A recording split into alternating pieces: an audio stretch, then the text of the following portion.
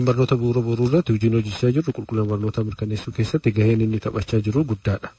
Keessattuu daa'imman dagaagina afaanii, dagaagina qaamaa, dagaagina hawaasummaa isaanii akka guddisuu danda'utti barsiisota ramaduudhaan hojiin baruu barsiisuu toora kanatti hojjetamaa jiruu fi daa'imman akka taphatanii waa barachuu danda'an taasisuu keessatti gaheen manneen barnoota bu'uura boruu irratti mootummaan taphachaa jiru yookaan gaheen mootummaan asirratti fudhate qulqullina barnoota bu'uurarra fooyyessuu kan jedhu sanarratti gahee guddaadha kan inni taphatee. Manneen barnoota bu'uura boruu irratti xiyyeeffannoodhaan hojiin hojjechaa jirru daa'imman irratti jijjiirama fiduu danda'eera.